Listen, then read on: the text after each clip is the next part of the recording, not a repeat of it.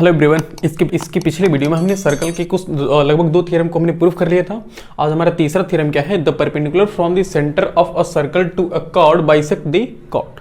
हमने जैसे पिछले वीडियो में 2 थ्योरम को हमने प्रूफ किया था, तो आज हम क्या करेंगे 2-3 थ्योरम को इस वीडियो में प्रूफ करेंगे। तो देखिए प्रूफ करते हैं। सबसे पहले हम क्या चेक करेंगे, सबसे पहले हमने बताया था कि अगर कोई भी थ्योरम हमें प्रूफ करना है तो सबसे पहले हमें देखना होता है कि उसमें गिवन क्या दिया हुआ है। देखो कह रहा था perpendicular from the centre of a circle, मतलब किसी सर्कल के सेंटर से एक परपेंडिकुलर कहां जा रहा है, from the centre to a chord, किसी कॉर्ड पर। तो हम क्या करेंगे, सबसे पहले एक सर्कल बनाएंगे। देखिए हमारा सर्कल है, तो सबसे पहले क्या दिया हुआ है, सबसे पहले दिया हुआ है कि एक सर्कल है जिसका सेंटर ओ है, रेडियस आर है। एक सर्कल है जिसका सेंटर ओ है, रेडियस आर है, इतना गिवन दिया है। The perpendicular from the centre, ये सेंटर हमने मान लेते हैं, of a circle to a chord, मतलब कह रहा है कि एक कॉर्ड पर अगर हम सेंटर से कोई एक परपेंडिकुलर इस पर ड्रॉ करते हैं, ऐसे किसी कॉर्ड पर सेंटर से अगर हम कोई परपेंडिकुलर ड्रॉ करते हैं, तो ये जो परपेंडिकुलर है ना, ये परपेंडिकुलर इसको इक्वल कॉर्ड में डिवाइड करेगा। बाइसेक्ट का मतलब क्या होता है, बाइसेक्ट का मतलब इक्वल कॉर्ड में डिवाइड करना होता है। बाइसेक्ट का मतलब होता है तो इक्वल डिस्टेंस में क्या करना, डिवाइड करना। तो इसको हम थोड़ा सीधा बना देते हैं, थोड़ा मैं तिरछा दिख रहा है, ये है सेंटर और ऐसे हमने बना दिया। ये हमारे क्या है 90 डिग्री। ओके, हमने मान लेते हैं कि कोई एक कॉर्ड ऐसे दिया है ए बी, सेंटर क्या है ओ है, और ये ओ एम, एक ऐसी लाइन सेगमेंट है जो ओ एम परपेंडिकुलर है ए बी पर, मतलब ओ से जो एक परपेंडिकुलर डाला गया वो ए बी पर क्या है 90 डिग्री है। तो हम लिखेंगे एक सर्कल है जिसका सेंटर ओ है, रेडियस आर है, और O M is perpendicular on chord A B, ये दिया हुआ है। और हमें प्रूफ क्या करना, देखो यही तो दिया हुआ, कह रहा है the perpendicular from the centre of a circle to a chord bisect the chord, मतलब कह रहा है कि सेंटर से अगर कोई किसी कॉर्ड पर हम एक परपेंडिकुलर ड्रॉ करें तो वो परपेंडिकुलर उस कॉर्ड को बाइसेक्ट करता है। बाइसेक्ट का मतलब है कि इक्वल पार्ट में डिवाइड करता है। हम समझते हैं कि कैसे डिवाइड करता है, मतलब डिवाइड तो करता ही है भाई, थ्योरम है, थ्योरम तो स्टेटमेंट है, मतलब सही है, हमें उसको प्रूफ करना है कि एक्चुअल में कैसे डिवाइड करता है। तो हम क्या गिवन तो दिया है, और हमें क्या टू प्रूव क्या करना है, हमें टू प्रूव करना है कि दोनों ये जो दोनों लेंथ है ना, वो दोनों इक्वल आनी चाहिए, यानी ए एम इक्वल किसकी, ए एम इक्वल आनी चाहिए एम बी के। अगर हम ये हम प्रूफ कर देते तो हम प्रूफ कर लेंगे थ्योरम को। तो अब देखिए हमें इसी को प्रूफ कर रहा है, तो जो चीज जब हम प्रूफ करते हैं तो उसको हम क्या लिखते हैं, प्रूफ लिखते हैं, और जो चीज हमें प्रूफ करना हो तो उसे हम टू प्रूफ लिखते हैं। मुझे एक बात बताओ, ये जो सेंटर है हमें इन दोनों को प्रूफ करना, और हमें पता है कि हम प्रूफ दो साइड को अगर हम इक्वल प्रूफ, इन दोनों साइड को हमें इक्वल करना है, तो इक्वल प्रूफ करने के लिए कहीं ना कहीं हमें ट्रायंगल की कांग्रुएंसी की हेल्प लेनी पड़ती है। तो हम यहाँ पर ट्रायंगल बनाने के लिए एक काम करते हैं ना, इसको ओ को हम ऐसे बी से ज्वाइन करते हैं, ओ को हमने बी से ज्वाइन किया और ओ को हमने ए से ज्वाइन कर रहे हैं। ऐसे देखो हमने ओ को ए से ज्वाइन कर दिया, ओ को हमने बी से ज्वाइन कर दिया, ऐसा हम कर सकते हैं। अगर तुम लिखना चाहो तो एक छोटा सा कॉन्स्ट्रक्शन भी लिख सकते हो। हमने कॉन्स्ट्रक्शन किया ना एक, तो हम एक कॉन्स्ट्रक्शन ऐसे लिख सकते हैं। कॉन्स्ट्रक्शन में हमने क्या किया, join O to A and O to B, join O to A and O to B. हमने ओ को ए से और ओ को बी से ज्वाइन किया। अब लिखते हैं यहां पर प्रूफ। देखिए प्रूफ करते हैं, तो प्रूफ में सबसे पहले लिखेंगे, प्रूफ कैसे करेंगे, तो हम सबसे पहले हम लिखेंगे, देखो इन दोनों ट्रायंगल को हम क्या करेंगे, कांग्रुएंट करेंगे। अच्छा देखो, जान तो जब भी कोई थ्योरम या फिर जो भी ज्योमेट्री के जितने भी क्वेश्चन होते हैं ना, उन सभी क्वेश्चन को पहले एक बार ओरली सॉल्व कर लिया जाता है। अगर ओरली सॉल्व कर लेंगे ना, तो हमारे पास एक आइडिया बन जाता है कि हम कैसे लिखेंगे। अदरवाइज हम कैसे लिखें, क्या पता हम लिखते ना फिर गलत हो जाए। मतलब ऐसा हर एक क्वेश्चन, ऐसा नहीं कि थ्योरम में ही तुम्हें हर एक क्वेश्चन में करना चाहिए। अगर कोई क्वेश्चन आ रहा है तो क्वेश्चन को पहले ओरली या फिर माइंड में सोच लो कि कैसे हमें सॉल्व करना है। माइंड में तो अब भाई कोई क्वेश्चन क्या होता है, बड़ा होता है, तो उसको माइंड में ना सोच करके हम क्या करेंगे, एक ऐसे रफली सॉल्व कर लेंगे। अगर हम रफली सॉल्व कर लेना, फिर इसको ऑर्डर में लिख लेंगे। रफली सॉल्व करने का ये मतलब है कि एक जैसे कि अगर हमें कोई बिल्डिंग बनानी है, तो बिल्डिंग बनाने के लिए हमें कुछ मॉडल पहले बनाने पड़ते हैं ना, तो उसी मॉडल के अकॉर्डिंग हम बिल्डिंग को बनाते हैं। तो यहाँ पर हम कोई एक मॉडल, छोटा सा मॉडल बना लेंगे। मॉडल का मतलब ये है कि हम यहाँ पर रफ फिगर बना के सॉल्व कर लेंगे। उसके बाद तो हम क्या करेंगे, एग्जैक्टली लिखेंगे यहाँ पे। तो देखो हमारा प्लान क्या है, प्लान है कि इन दोनों ट्रायंगल को हम करेंगे कांग्रुएंट। कैसे करेंगे, देखो हमें इन दोनों साइड को करना है इक्वल। बताओ ये दो ट्रायंगल में जो ओएम है, ओएम क्या कॉमन साइड है कि नहीं है, भाई दोनों में है ना। देखो अगर इन दोनों देखो चिपके हुए हैं ना, अगर दोनों कैसे छोड़ा दें, मतलब अगल बगल कर दें, दोनों को दूर दूर कर दें, तो क्या होगा, यहाँ से ओएम दोनों में निकल जाएगा ना। तो ओएम क्या है, कॉमन कार्ड है, ओएम क्या है, कॉमन साइड है। और ओ ए किसके इक्वल है, ओ इक्वल है ओ बी के, बोलो क्यों, भाई साहब रेडियस तो है, देखो वो सेंटर है, तो सेंटर से सरकमफेरेंस के बीच के डिस्टेंस को हम क्या बोलते हैं, रेडियस बोलते हैं। तो ये भी रेडियस है और ये भी क्या है, रेडियस है। तो एक कॉमन कॉर्ड हो गया, कॉमन कॉर्ड करें, एक कॉमन साइड हो गई और एक हमारा रेडियस हो गया। और दूसरा क्वेश्चन में कहा है, क्वेश्चन में कहा है कि OM परपेंडिकुलर ऑन AB, जब OM perpendicular on AB so angle OMA equal to angle OMB, और ये दोनों किसके इक्वल होते हैं, 90 के। भाई जब कोई भी लाइन किसी लाइन पर कोई भी लाइन सेगमेंट किसी भी लाइन या लाइन सेगमेंट पर परपेंडिकुलर होती है तो वो 90 डिग्री एंगल क्या करती है, 90 डिग्री एंगल बनाती है ना। तो यहाँ पर ये 90 डिग्री हो जाएगा। तो साइड देखो, अच्छा दो साइड है और एक एंगल है, तो कोई प्रॉपर्टी तो है नहीं कांग्रुएंसी की। तो यहाँ देखो 90, तो देखो राइट RHS लगाओ, देखो RHS क्या कहती है, राइट एंगल, देखो राइट एंगल है, हाइपोटेनस इक्वल है एनी वन साइड, देखो any one side common side है। तो RHS से हम क्या करेंगे, प्रूव कर लेंगे। तो हमने अब सोच लिया ना कि हमने क्या करना है एक्चुअल में, तो हम लिखेंगे इन ट्रायंगल, और इन राइट ट्रायंगल करो तो अच्छी बात है क्योंकि ट्रायंगल तो राइट ही है। तो इन राइट ट्रायंगल AOB, ओहो हाँ नहीं AOB नहीं, हम इन दोनों में काम करना ना। तो in right triangle AOM and BOM, हम देखो दोनों ट्रायंगल में ले रहे हैं, इस वाले ट्रायंगल में और इस वाले ट्रायंगल में, हम दोनों ट्रायंगल में काम कर रहे हैं। तो देखो पहली बात तो ये है कि दोनों में कॉमन, अच्छा देखो कुछ लोग होता है ना कि सर हमें ये समझ में नहीं आता, मतलब अगर AC में कंफ्यूज हो जाता है कि सर कैसे हम लें। तो मेन चीज ये है कि अगर नहीं समझ में आ रहा तो एक काम करो ना, दोनों ट्रायंगल को सेपरेट कर दो एकदम, कोई दिक्कत नहीं, हम समझ लेंगे तो भी सही है बिल्कुल, ऐसा नहीं कि गलत हो जाएगा। एकदम सेपरेट हमने कर लिया, ये A है, मतलब हमने दोनों ट्रायंगल को ना ऐसे अलग अलग कर दिया। तो A है, M है, O है, देखो O है, M है और B है। बताओ ये 90 है और ये 90, दोनों 90 है कि नहीं भाई, दोनों तरफ 90 बन रहा है। तो लिखेंगे angle OMA equal to angle OMB, क्यों इक्वल है, और दोनों किसके इक्वल है, दोनों 90 के इक्वल है। क्यों 90 के इक्वल है, क्योंकि OM is perpendicular on AB, OM AB पर परपेंडिकुलर है, और OM इक्वल है OM के, क्यों इक्वल है, बोलो OM इक्वल है OM के, क्यों इक्वल है, कॉमन साइड, बिल्कुल सही जवाब, कॉमन साइड। एक कॉमन साइड की वजह से दोनों क्या होंगे, इक्वल हो गए। और OA इक्वल होगा OB के, क्यों इक्वल होगा, OA इक्वल होगा OB के, क्यों इक्वल होगा, क्योंकि यह है रेडियाई ऑफ सर्कल, रेडियाई कह लो या रेडियस कह लो, बात देखी है, रेडियाई ऑफ सर्कल, बस रेडियाई रेडियस का प्लूरल फॉर्म होता, तो रेडियाई ऑफ सर्कल, तो सर्कल के रेडियस की वजह से OA इक्वल क्या है, OB हो गया। देखो हमने इस साइड को हमने इस साइड के इक्वल कर दिया, ये वाली साइड इस साइड के इक्वल है और ये 90 डिग्री है। तो अब बताओ कौन सा क्राइटेरिया इसमें फिट करेगा, कांग्रुएंसी की RHS वाली क्राइटेरिया इस पर फिट बैठेगी ना।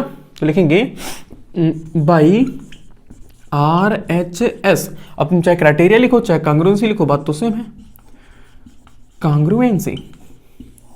भाई RHS कांग्रुएंसी से हम कह सकते हैं कि दोनों ट्रायंगल क्या है, कांग्रुएंट है, यानी कि triangle AOM is congruent to triangle, देखो AOM हमें करस्पॉन्डिंग चेक करना, AOM, तो पहले हमने A से O तक गया, फिर O से M, यानी कि सिंगल लाइन, फिर पहले हमने सिंगल लाइन यूज किया, फिर डबल लाइन, तो सिंगल लाइन फिर डबल लाइन, तो BOM।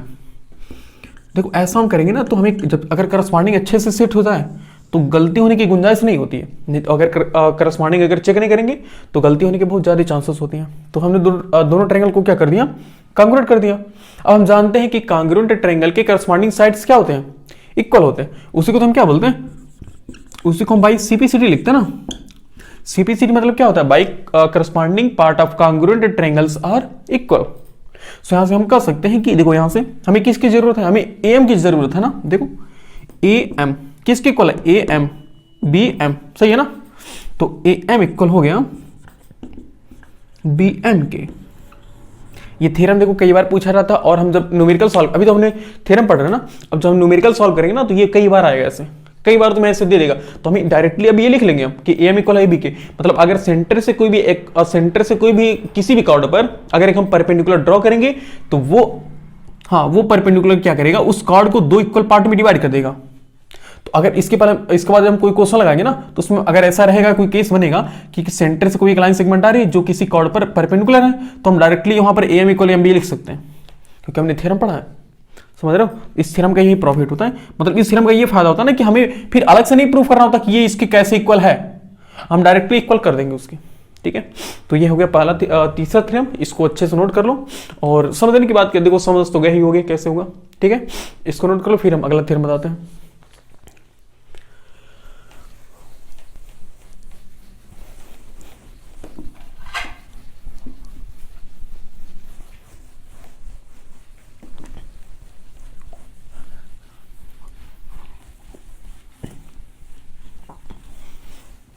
देखो जितना भी समझाया ना, वीडियो को पॉज करके नोट करते रहो, अगर नहीं समझ में आ रहा तो वीडियो को थोड़ा बैक करके नोट करते रहो, उसके बाद भी नहीं समझ में आ रहा तो कमेंट करके बताओ, तब तुम्हारे प्रॉब्लम का सॉल्यूशन निकाला जाएगा कि आखिर क्यों नहीं समझ में आ रहा। अब देखिए हम समझते हैं हमारा लेक्चर एक है थ्योरम नंबर 4, ये है थ्योरम नंबर 4। देखो थ्योरम नंबर 4 एकदम जस्ट थ्योरम नंबर 3 का ना कन्वर्स है, उल्टा है। देखो क्या कह रहा है कि the line draw through the centre of a circle to bisect the chord is perpendicular to the chord. मतलब ये कह रहा है कि अगर हमारे पास कोई सर्कल है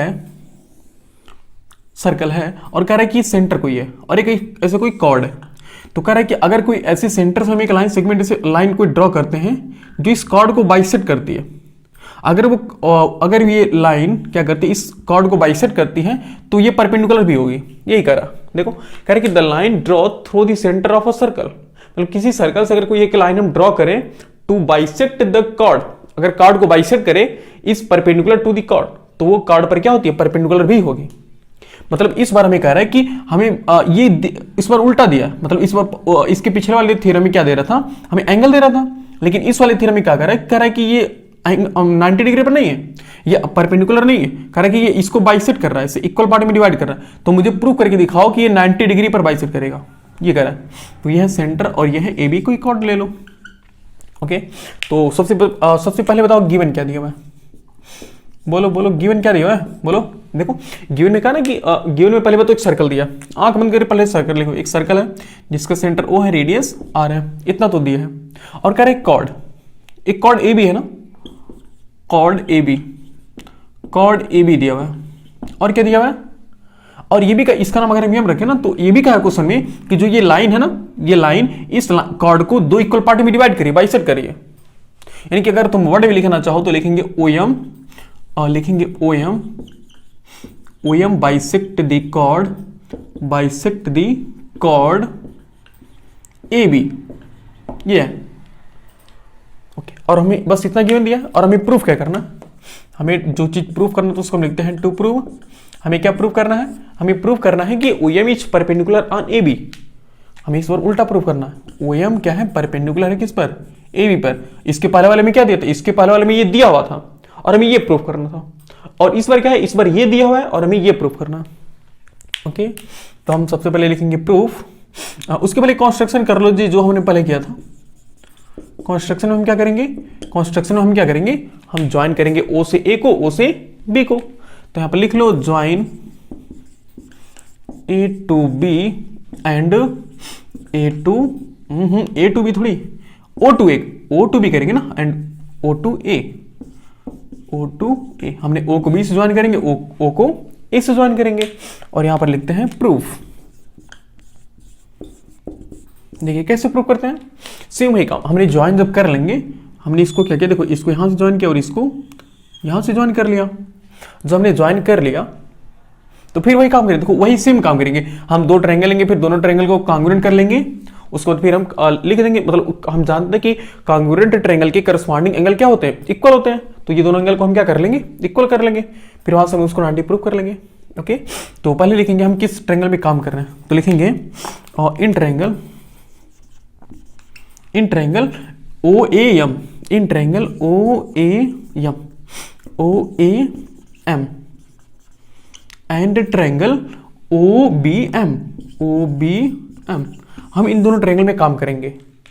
तो मुझे बताओ, इस बार तो अलग करने की जरूरत नहीं है मेरे ख्याल से, क्योंकि पहले वाला तो समझ गए होगे। अगर पहला वाला समझ गए होगे ना तो इसको आसानी समझ जाओगे। अगर हम अलग नहीं करेंगे तो यहां पर भी देखो OM इक्वल होगा OM के, नहीं OM इक्वल होगा OM के, क्यों इक्वल होगा, क्योंकि एक कॉमन कॉर्ड है। ये क्या है, यह कॉमन कॉर्ड, और बताओ, और क्वेश्चन में दिया हुआ है कि ये AM इक्वल है MB के, क्यों, क्योंकि देखो यही तो कहा है। लिखेंगे such that OM bisect the chord. जब OM कॉर्ड को बाइसेक्ट कर रहा है तो ए एम इक्वल किसके होगा, A M equal M B के होगा, बोलो ए एम इक्वल क्या होगा, एम बी का हो जाएगा, बिल्कुल हो जाएगा। मतलब हमने ये वाली साइड को इक्वल कर लिया और ये वाली साइड को इक्वल दिया हुआ था। और एक चीज और हमें चाहिए, हाँ वो तो है जी, देखो ओ ए किसके बराबर है, ओ बी के, ओ ए बराबर है किसके, ओ बी के। क्यों बराबर है बताओगे, ओ ए बराबर है ओ बी के क्योंकि ये radii of circle, radii of circle, सही है, दोनों सर्कल के रेडियस हैं।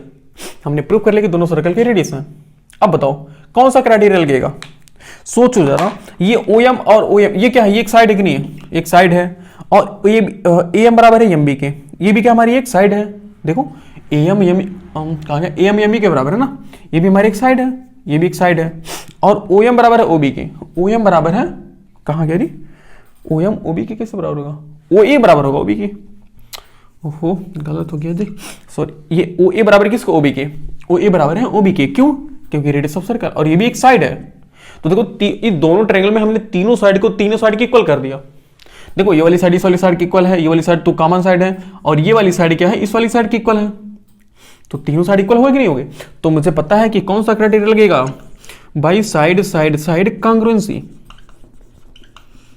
By side side side congruency. हम कह सकते हैं कि दोनों ट्रायंगल क्या होंगे, कांग्रुएंट होंगे, यानी कि triangle A O M is congruent to triangle, देखो ए ओ एम, पहले ट्रिपल लाइन फिर सिंगल लाइन, पहले ट्रिपल लाइन फिर सिंगल लाइन, तो B O M, B O M, हमने दोनों ट्रायंगल को कांग्रुएंट कर लिया। फिर लिखेंगे बाई सीपीसीटी, बाई सीपीसीटी हम जानते हैं कि corresponding part of congruent triangles are equal. So हमें देखो हमें कुल मिला जुला करके हमें इसको 90 करना है, हमें इसको 90 करना है। तो ये बताओ ये यम वाला एंगल इक्वल होगा कि नहीं, अच्छा ये देखो यम वाला एंगल के इक्वल होगा, हाँ, लेकिन इस यम वाले का मतलब क्या, इस एम का मतलब है कि O A O M triangle का angle M, A O M triangle वाला एंगल एम, ये वाला, तो A M O angle A M O equal होगा, देखो ये एम का मतलब है कि बी ओ एम वाले ट्रायंगल का, इस ट्रायंगल का, देखो इस एंगल एम का मतलब है कि बी ओ एम वाला जो एंगल एम है, यानी कि एंगल ओ एम बी, यानी एंगल ओ एम बी। देखो हमने प्रूफ कर दिया कि दोनों एंगल किसके इक्वल है, दोनों मतलब दोनों एंगल आपस में इक्वल है, हमने प्रूफ कर लिया। इसको ना किसी एंगल के इक्वल मान लो, कोई एक वेरिएबल मान लो, let angle A M O equal है एंगल ओ एम बी, और हमने इसको क्या मान लिया, एक्स मान लिया, हमने इसको एक्स इक्वल मान लिया, हमने मान लिया कि ये वाला एंगल और ये वाला एंगल दोनों किसके इक्वल है, एक्स इक्वल। हमें नहीं पता कि अभी देखो हमने प्रूफ नहीं कर पाए कि 90 है, हाँ, लेकिन हमने प्रूफ कर लिया कि दोनों एंगल के आपस में इक्वल है। जब दोनों एंगल आपस में इक्वल हैं उसके बाद देखिए हम क्या करते हैं, उसके पहले आपको ये नोट करना पड़ेगा, तो वीडियो को पॉज करके ये नोट कर लो, फिर हम प्रूफ करते हैं। ओके देखो यहां से प्रूफ करते हैं।